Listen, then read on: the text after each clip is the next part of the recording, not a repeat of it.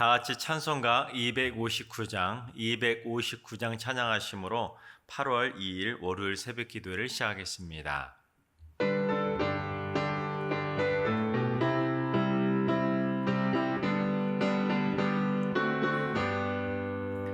예수 십자가에 흘린 피로써 그대는 씻기어 있는가? 더러운 죄 회개하는 능력을 그대는 참 의지하는가? 예수의 보혈로 그대는 씻기어 있는가? 마음속에 여러 가지 죄악이 깨끗이 씻기어 있는가? 주 예수와 밤낮으로 늘 함께 그대는 행동을 하는가? 아무 때나 어디서나 그대는 십자가 붙들고 있는가? 예수의 보혈로 그대는 씻기어 있는가? 마음속에 여러 가지 죄악이 깨끗이 씻기어 있는가? 주님 예수 다시 올 때 그대는 영접할 예복이 있는가? 그대 몸은 거룩한 곳 천국에 들어갈 준비가 됐는가? 예수의 보혈로 그대는 씻기어 있는가? 마음속에 여러 가지 죄악이 깨끗이 씻기어 있는가? 모든 죄에 더러워진 예복을 주 앞에 지금 다 보소서. 샘물같이 솟아나는 보혈로 눈보다 더 이게 씻으라. 예수의 보혈로 그대는 씻기어 있는가? 마음속에 여러 가지 죄악이 깨끗이 씻기어 있는가? 아멘. 다 같이 한마음 한뜻으로 기도하며 나아가시겠습니다. 주님, 중국의 역사 왜곡과 일본의 극우화를 막아 주옵소서. 중국과 일본이 과거 한반도에서 자행했던 모든 악행들에 대해 철저히 반성하게 하시고 역사적인 바른 시각을 후손에게 물려줄 수 있도록 중국과 일본의 정부와 역사학자들의 시각이 먼저 바뀌게 하여 주옵소서. 앞으로 대한민국이 주변 나라들에게 휘둘리지 않는 강한 나라가 될 수 있도록 주님 역사해 주옵소서. 중국과 일본의 역사 왜곡이 사라질 수 있도록 기도해 주시기 바랍니다. 두 번째는 주님, 승리교회 성도들이 마음을 열고 편견과 미움이 없는 사랑의 시선들이 되게 하여 주옵소서. 열린 마음을 갖게 하셔서 서로를 바라볼 때 하나님의 형상을 발견하며 색안경을 벗어버리게 하여 주옵소서. 불필요한 감정의 마찰이 생기지 않게 하시고 늘 행복의 웃음꽃이 피어나는 축복의 공동체가 되게 하여 주옵소서. 편견과 미움이 없는 교회를 위해서 기도해 주시기 바랍니다. 세 번째는 주님, 승리교회에 경제적으로 고통받는 가정들을 긍휼히 여겨 주옵소서. 사업의 지경이 넓어지게 하시고 직장과 일터가 안정되게 하시고 안정적인 수입의 문이 막히지 않도록 주님 역사해 주옵소서. 쌓아둔 빚들도 다 청산할 수 있도록 앞으로는 꾸어질지라도 꾸지 않는 물질의 복을 허락하여 주옵소서. 경제적으로 고통받는 가정들을 위해서 기도해 주시기 바랍니다. 이 시간 세 가지 기도 제목으로 3분 정도 통성으로 기도하며 나아가시겠습니다. 기도합니다.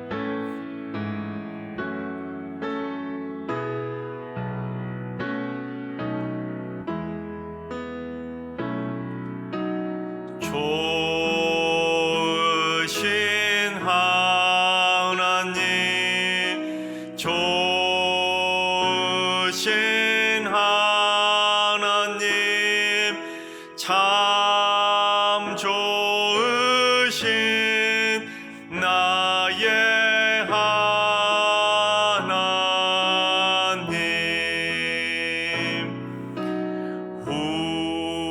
우리의 기도를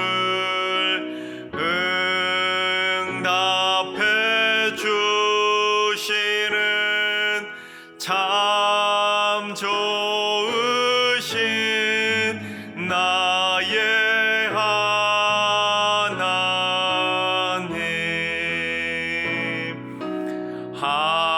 한없는 은혜를 우리에게 주시는 참 좋으신 우리 하나님.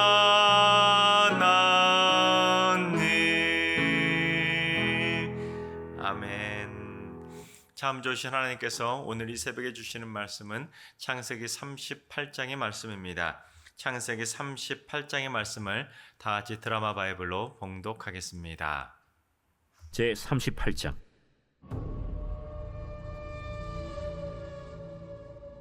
그 후에 유다가 자기 형제들로부터 떠나 내려가서 아둘람 사람 히라와 가까이 하니라.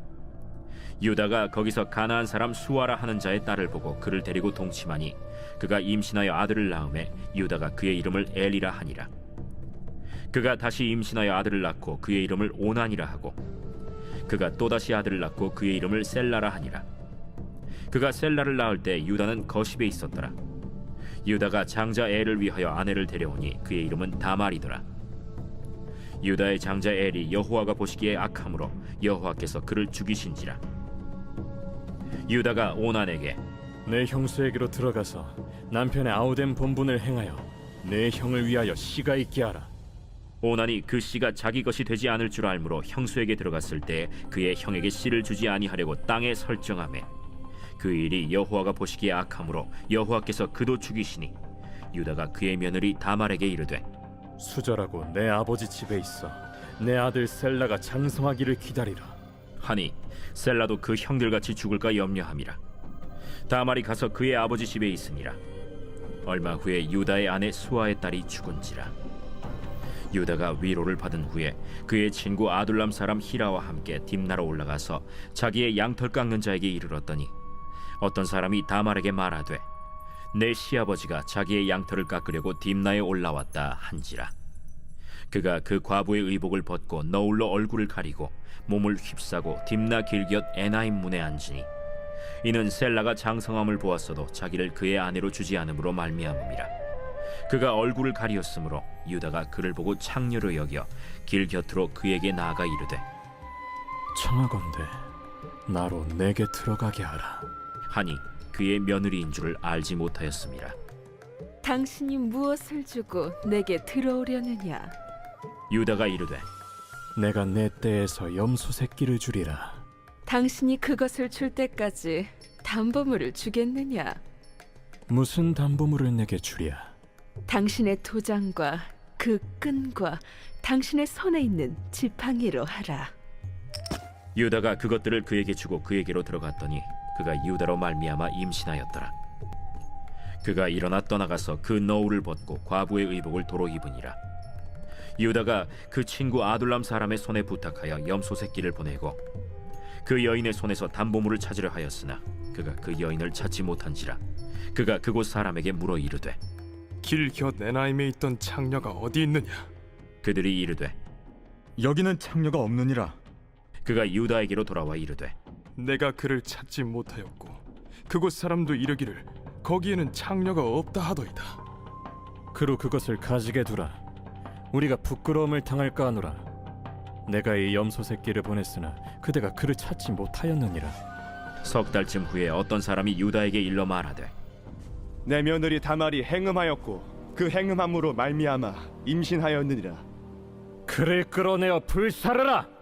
여인이 끌려나갈 때 사람을 보내어 시아버지에게 이르되 이 물건 임자로 말미암아 임신하였나이다.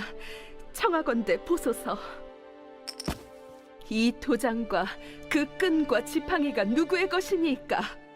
유다가 그것들을 알아보고 이르되 그는 나보다 옳도다. 내가 그를 내 아들 셀라에게 주지 아니하였음이로다. 하고 다시는 그를 가까이 하지 아니하였더라. 해산할 때에 보니 쌍태라. 해산할 때에 손이 나오는지라 산파가 이르되 이는 먼저 나온 자라. 하고 홍색 실을 가져다가 그 손에 메었더니 그 손을 도로 들이며 그의 아우가 나오는지라. 산파가 이르되 내가 어찌하여 터뜨리고 나오느냐? 그 이름을 베레스라 불렀고 그의 형 곧 손에 홍색 실 있는 자가 뒤에 나오니 그의 이름을 세라라 불렀더라. 할렐루야. 하나님께서 오늘도 새날을 선물로 주셨습니다. 오늘 하루도 어떤 기대를 가지고 하루를 시작하시겠습니까? 오늘 하루도 주님과 동행함으로 하나님의 풍성한 은혜를 맛보게 되는 행복한 하루가 되시기를 주님의 이름으로 축원합니다. 야곱의 이야기를 읽다 보면 가끔 이런 생각이 들게 됩니다. 하나님께서는 왜 하필이면 야곱 같은 집안을 이스라엘의 민족의 조상으로 삼으셨을까? 그 많은 사람들 중에 특별히 착하고 좋은 사람들도 많이 있었을 텐데 왜 하필이면 야곱의 집안을 이스라엘 민족으로 조상으로 삼으셨을까? 그것도 야곱의 12아들들을 이스라엘 지파의 이름으로까지 그렇게 이름을 지으셨을까? 그런 의문이 들게 됩니다. 도덕적으로도 살인자에다가 약탈자라는 그런 오명을 뒤집을 쓸만한 그러한 타락한 집안이었고, 게다가 형제들끼리 시기 질투하다가 형제를 팔아버렸던 그처럼 악한 형제들의 모습이 뭐가 이쁘다고 하나님께서는 그들을 선민으로 택해 주셨는가, 그런 의문이 들게 됩니다. 게다가 오늘 말씀을 읽다 보면 그러한 의문이 더 강해질 수밖에 없습니다. 오늘 본문은 야곱의 넷째 아들인 유다에 대한 이야기 있는데, 오늘 본문의 이야기를 읽다 보면 참 안타까운 이야기가 기록되어 있지 않습니까? 그런데 오늘 본문에 나오는 이 넷째 아들인 유다는 누구입니까? 바로 그 유다를 통해서 다윗 왕조가 시작되고, 또한 그 유다의 후손을 통해서 예수님께서 태어나시는데, 그처럼 중요한 인물이 유다인데 오늘 본문에 기록된 내용을 살펴보다 보면 그처럼 다윗의 조상으로서는, 예수님의 조상으로서는 차마 말하기 부끄러운 그런 불미스러운 일이 오늘 본문에 벌어지고 있다는 것입니다. 여러분, 본문에서 유다가 어떠한 부끄러운 모습을 범하게 되었는지 우리 먼저 1절부터 봉독해 보겠습니다. 그 후에 유다가 자기 형제들로부터 떠나 내려가서 아둘람 사람 히라와 가까이 하니라. 여러분, 유다가 형제들과 떨어졌다는 이야기인데 아마도 유다가 심리적으로 큰 충격을 받았던 것 같습니다. 여러분, 형제들이 요셉을 팔려고 했을 때, 처음에 죽이려고 했을 때 유다가 말리지 않았습니까? 우리 요셉을 죽이지 말고 그냥 요셉을 팔자고 말렸던 게 바로 유다입니다. 그래서 다행히 유다 때문에 요셉이 죽지 않고 애굽으로 팔려가게 되었는데, 사실은 유다는 마음적으로 어떻겠습니까? 자기 때문에 죽지는 않았지만 자기 때문에 동생이 팔려갔다는 그 생각 때문에 자책감이 엄습할 수밖에 없었다는 것입니다. 그리고 아마 형제들 또한 유다에게 책임을 물었을 가능성도 있습니다. 자기들도 다 같이 요셉을 죽이려고 했고, 또한 자기들도 작정해서 결국에는 요셉을 애굽에 팔아넘겼으면서도 정작 아버지 야곱이 요셉이 죽은 줄 알고 심히 그렇게 낙심하자 모든 화살을 그 유다에게만 쏟아 부었다는 것입니다. 너 때문에 아버지가 힘들어하신다는 것입니다. 그러니 그런 가정 분위기 안에서 유다가 어떻게 형제들과 같이 있겠습니까? 결국 유다 입장에서는 그런 모든 것들이 다 복합적인 요소가 작용하다 보니까 심리적으로 너무나 불편하고 마음이 복잡해서 결국에는 형제들과 함께 살 수가 없게 된 것입니다. 때문에 유다는 형제들과 떨어져서 아둘람 사람인 히라와 가까이 지내게 됩니다. 그러니 유다가 어디 마음 둘 곳이 없어서 이곳저곳 방황하다가 결국에는 가나안 사람과 친구가 되었다는 것입니다. 그런데 여기까지는 충분히 그럴 수도 있다라고 말할 수가 있습니다. 그런데 그 다음이 문제였습니다. 우리 2절을 봉독해 보겠습니다. 유다가 거기서 가나안 사람 수아라 하는 자의 딸을 보고 그를 데리고 동침하니, 즉 유다가 가나안 사람과 친구를 맺고 지내다가 거기서 가나안 사람 수아의 딸을 보고는 그녀와 동침을 했다는 것입니다. 여러분, 이것은 단순한 동침이 아니라 그녀와 함께 살게 되었다는 것입니다. 즉 그녀를 자기 부인으로, 아내로 삼게 되었다는 것입니다. 하지만 성경은 그녀의 이름을 밝히지 않고 있습니다. 그저 가나안 사람 수아의 딸이라고만 밝히고 있습니다. 왜냐하면 그녀는 유다의 족보에 이름을 올리지 못했기 때문입니다. 왜냐하면 그녀가 낳았던 세 아들 모두 다 대를 잇지 못했기 때문에 그녀의 이름이, 족보의 이름이 올라가지 못했던 것입니다. 게다가 그녀는 손자도 보지 못하고 일찍 죽게 됩니다. 근데 그녀가 낳았던 세 아들의 이름이 무엇이냐면 엘과 오난과 셀라입니다. 근데 엘과 오난과 이 셀라가 아들이 세 명이나 되지 않습니까? 그런데 그 세 명의 아들이 대를 잇지 못하게 된 그 스토리가 참 기가 막힙니다. 여러분, 처음에 유다가 첫째 아들이었던 엘에게 어떻게 하는지 우리 6절을 봉독해 보겠습니다. 유다가 장자 엘을 위하여 아내를 데려오니 그의 이름은 다말이더라. 이유는 알 수 없지만 유다가 장자 엘을 일찍 결혼시키기 위해서 한 며느리를 데려왔는데 그녀의 이름이 바로 다말이라는 것입니다. 하지만 장자 엘은 아들도 낳지 못하고 일찍 죽게 됩니다. 왜 죽게 되었는지 우리 7절을 봉독해 보겠습니다. 유다의 장자 엘이 여호와 보시기 악함으로 여호와께서 그를 죽이신지라. 그러니까 유다의 장자 엘이 여호와 보시기 악하니까 하나님께서 그를 생명을 치셔서 그의 생명을 거둬가셨다는 것입니다. 그러니 아들도 낳지 못하고 첫째 아들이 일찍 죽어버렸다는 것입니다. 근데 그 당시에는 수혼법이라고 하는 관수법이 통용되던 시절이었습니다.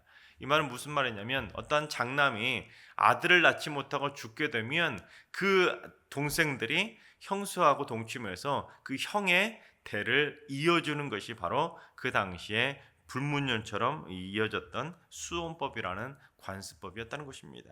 그렇게 하면 그렇게 태어난 아들은 그 둘째 아들이나 셋째 아들, 그 동생들의 아들이 되는 것이 아니라 첫째 아들의, 그 첫 번째 형의 아들이 되어서 형의 재산까지도 정식으로 상속받을 수 있게 되었던 것입니다. 지금으로는 상상도 할 수 없는 일이지만 그 당시에는 대도 잇지 못하고 대를 잇지 못하고 그렇게 갑작스럽게 죽어버린 일들이 비일비재했기 때문에 그런 수혼법은 그래도 비교적 잘 지켰던 시절이었다는 것입니다.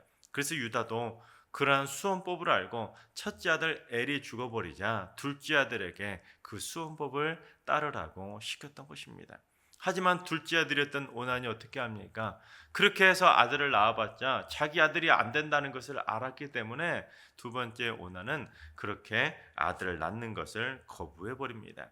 사실은 그냥 아들이 되지 않기 때문에 거부했다기보다는 돈 때문이었습니다. 무슨 말이냐면 형의 아들에게 돌아가게 될 그 재산을 상속해 주지 않기 위해서, 만약에 형이 아들을 낳지 않고 그냥 형이 죽은 것으로 끝나버리면 형에게 돌아갈 재산이 누구에게 돌아가게 됩니까? 둘째 아들인 오난에게 다 돌아가기 때문에, 그래서 둘째 아들 오난은 그처럼 수혼법을 통해서 아들을 낳으려고 하지 않았던 것입니다. 그러자 하나님께서 그 행위를 악하게 보시고 둘째인 오난도 죽이게 됩니다. 그러자 유다가 어떻게 합니까? 막내 아들이었던 이 셀라는 다말에게 주지 않게 됩니다. 그때 유다가 며느리에게 뭐라고 이유를 댔냐면 이 막내 아들이 너무나 어리다 보니까 수혼법을 지키기에는 너무 어리다. 그러니 나중에 좀 자란 다음에 수혼법을 지키도록 해주겠다고 하고는 아버지 집에 가 있으라고, 며느리 집, 그러니까 처갓집으로 가 있으라고 다말을, 며느리를 보내게 됩니다. 하지만 유다의 속마음은 다른 데 있었습니다. 셋째 아들인 셀라도 수혼법을 따르다가는 죽어버릴 것 같으니까 다말을 소위 말하면 처갓집으로 내쳐버렸다는 것입니다. 왜냐하면 며느리 하나 잘못 들어와서 첫째 아들도 죽어버리고 둘째 아들도 죽어버렸다고 생각했기 때문에 이러다가는 며느리를 우리 집안에 두었다가는 결국에는 막내 아들까지도 죽을까 봐서 결국에는 며느리를 그렇게 처갓집으로 내쳐버렸다는 것입니다. 그러자 다말은 이에 대한 불만을 품을 수밖에 없게 됩니다. 그러다가 마침 시아버지인 유다가 친구와 함께 양털을 깎고 있다는 소식이 딱 들려지게 되자 창녀로 변장을 하고는 시아버지를 유혹해서 시아버지와 동침해버리는 그러한 끔찍한 일을 범하게 됩니다. 왜냐하면 이 다말의 입장에서는 그 시아버지 때문에 남편 의사를 잊지 못한다고 생각을 했다는 것입니다. 어떻게든지 남편의 그 후사를 이어나가서 가문을 이어가야 되는데 시아버지가 자꾸만 그 막내 아들을 주지 않으니까 이 다말의 입장에서는 시아버지를 통해서라도 후사를 잇고자 그렇게 비극적인 일을 꾸미게 된 것입니다. 하지만 유다는 며느리 다말이 임신을 했다는 소식을 듣자마자 대노하게 됩니다. 그리고는 어떻게 하라고 하는지 우리 24절을 봉독해 봅니다. 석 달쯤 후에 어떤 사람이 유다에게 일러 말하되 내 며느리 다말이 행음하였고 그 행음함으로 말미암아 임신하였느니라. 유다가 이르되 그를 끌어내어 불사르라. 즉 며느리가 행음을 해서 임신했다고 생각하고는 유다는 며느리를 불태워서 죽여버리라는 것입니다. 그러니까 지금 유다는 누구 때문에 며느리가 임신했는지 전혀 모르고 있었다는 것입니다. 그러자 다말이 사람을 유다에게 긴급하게 보내가지고는 자초지정을 말해주자 그때서야 유다가 정신을 차리고 자신의 잘못을 뉘우치게 됩니다. 만약에 다말이 시아버지와 동침한 다음에 도장과 끈, 지팡이와 같은 담보물을 받아두지 않았다면 영락없이 불에 태워져서 죽을 수밖에 없었을 것입니다. 그렇습니다. 어제 본문이었던 창세기 37장에 나왔던 그 가족 간의 비극도 결국에는 아버지 야곱의 편애 때문에 그런 일이 벌어졌는데 오늘 본문 38장에서 벌어진 이 가족의 비극도 결국에는 누구 때문에 벌어진 것입니까? 아버지 유다의 잘못된 선택으로 인해서 그렇게 가족의 비극이 벌어지게 되었다는 것입니다. 그럼에도 불구하고 유다는 눈앞에 보여지는 그 현상만을 바라보고는 며느리를 불에 태워 죽여버리라고 그렇게 끔찍한 일을 시키게 된 것입니다. 그러니까 유다는 누구 때문에 자기 집안이 이 지경이 되었는지를 자기만 모르고 있었다는 것입니다. 그렇습니다. 유다는 자신을 돌아보지 않고 남 탓만 하고 있었습니다. 유다는 수원법을 지키지도 않았고 막내 아들을 며느리에게 주지 않고 오히려 며느리를 처갓집으로 내쳐버렸고 심지어 자기는 창녀하고 동침해버리는 그러한 잘못을 범했음에도 자기는 잘한 것 하나도 없으면서 정작 며느리를 불에 태워 죽여버리라고 분노에 휩싸이고 있었다는 것입니다. 이러한 인간의 악한 습성을 주님께서도 경고하셨는데 우리 마태복음 7장 3절을 봉독해 봅니다. 어찌하여 형제의 눈 속에 있는 티는 보고 내 눈 속에 있는 들보는 깨닫지 못하느냐. 그렇습니다. 유다는 자신에게 있는 들보와 같은 커다란 죄는 보지 못하고 며느리에게 있는 다말에게 있는 작은 티만 보고 며느리를 불에 태워 죽이라고 했던 것입니다. 그렇습니다. 어제와 마찬가지로 오늘 말씀도 분명한 영적인 교훈은 아버지의 역할이 무엇보다도 중요하다는 것입니다.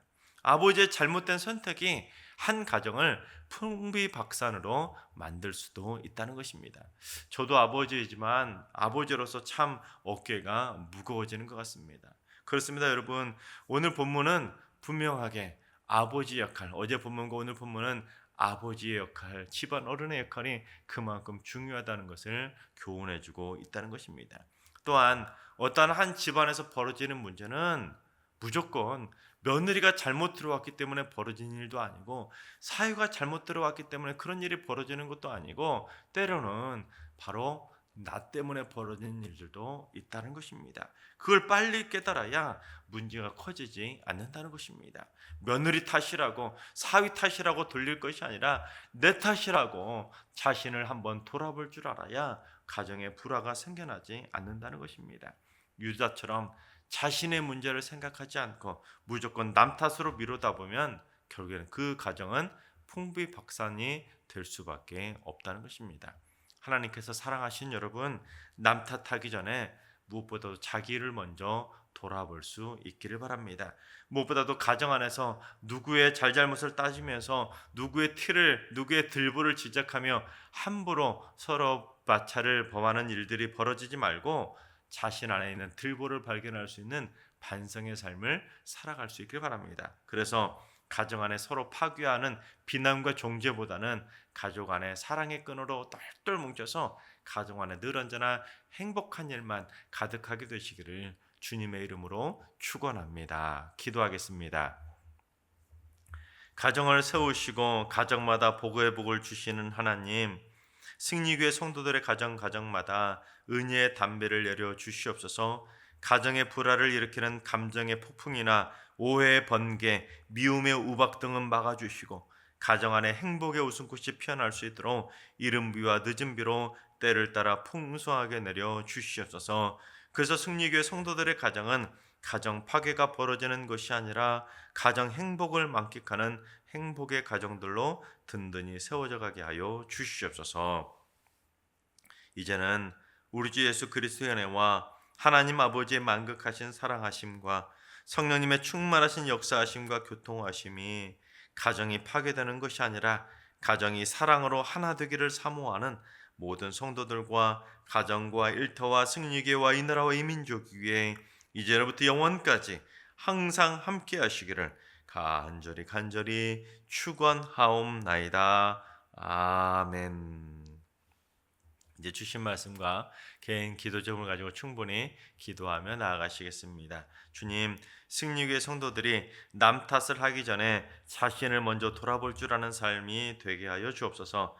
남의 티를 보고 흥분하고 정죄하기보다는 자신 안에 있는 들보를 발견할 줄 아는 성숙한 그리스도인이 되게 하여 주옵소서. 주님, 오늘 하루도 환우들과 연로하신 어르신들, 사랑하는 자녀순들 모두 주님의 은혜의 손길로 따뜻하게 어루만져 주옵소서. 오늘 하루 주님의 은혜의 힘으로 행복한 하루를 보내게 하여 주옵소서. 새벽 제단을 쌓는 분들이 특별히 오늘은 가정을 위해 기도할 때 가정마다 은혜의 담배를 촉촉히 내려 주옵소서. 그래서 오늘 하루 사랑의 꽃과 행복의 꽃이 활짝 피어나게 하여 주시옵소서. 이번 한 주간 승리교회 모든 성도들이 책망 듣고 정죄받는 부끄러운 한 주가 아니라 모든 이들에게 칭찬 듣고 존경받는 거룩한 한 주를 보내게 하여 주옵소서. 또한 이번 한 주간도 모든 성도들을 코로나로부터 안전하게 지켜 주시옵소서. 다 같이 한 마음으로 주신 말씀과 여러분의 기도 제목을 가지고 충분히 기도하며 나아가시겠습니다. 기도합니다.